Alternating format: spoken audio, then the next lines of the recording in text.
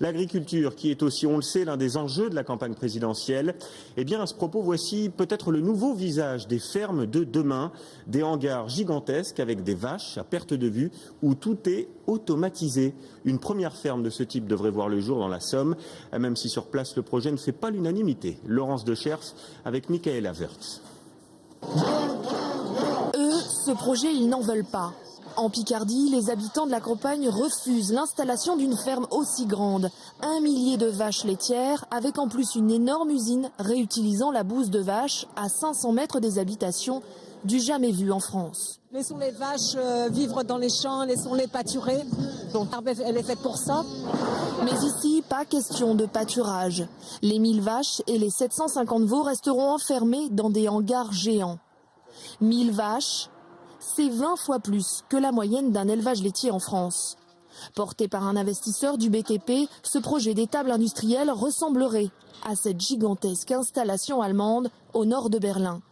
Ici, Helmut Ristock et son fils élèvent 1700 vaches, réparties dans 5 grands bâtiments comme celui-ci. Des vaches qui ne sortent jamais à l'air libre. 85 employés les nourrissent et gèrent la traite, 50 000 litres de lait par jour. Une salle ultramoderne qui tourne à plein régime. Ici, la traite ne se réduit pas au matin et au soir. Les salariés s'activent auprès des vaches en continu, répétant les mêmes gestes comme dans une usine. On ne peut pas dire que ce soit une usine, mais c'est un autre système que dans une petite ferme. C'est une autre organisation du travail. On a beaucoup d'employés dans l'entreprise et on doit les gérer. Et c'est un grand défi logistique. L'autre défi, c'est de rentabiliser cette ferme industrielle au maximum, en tirant profit des 48 000 tonnes de bouse de vache générées chaque année et dont il faut se débarrasser. Comment? Grâce à la méthanisation. Ce lisier, les déchets verts, mais aussi ici des céréales comme le reste de maïs destiné à l'alimentation des bovins. Tout est mélangé et permet après fermentation de produire du gaz transformé en électricité et revendu à l'EDF allemande.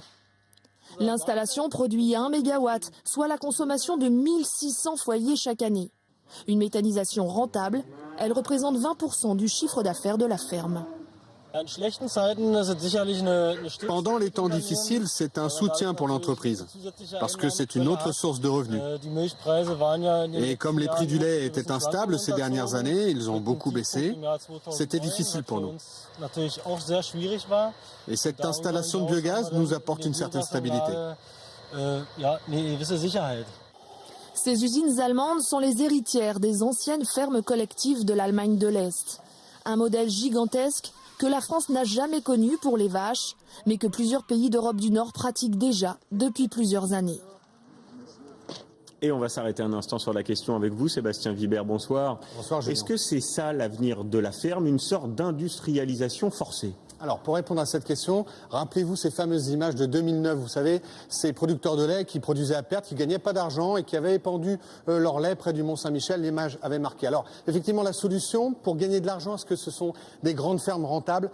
Pas vraiment sûr. D'abord parce que culturellement en France, les grandes fermes sont des petites exploitations en fait, avec 30 à 100 vaches. On fait ça avec son fils, avec un commis. Et quand il y a une ferme qui est abandonnée, c'est plutôt le voisin qui rachète. On ne fait pas de grands conglomérats.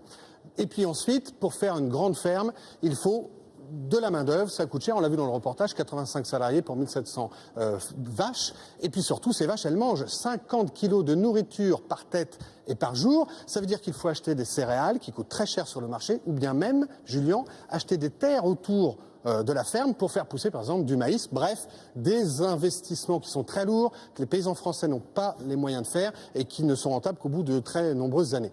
Un dernier point, Julien, tous les experts m'ont dit la même chose, ces grandes fermes ne vont pas vraiment dans le sens de l'histoire. Regardez ce qu'on a fait avec les volailles, on a fait le même principe, des grands enclos, enfermés, pas de lumière du jour. Aujourd'hui, on revient un peu en arrière pour leur donner un peu plus d'espace, tout simplement parce que c'est ce que demandent aujourd'hui les consommateurs.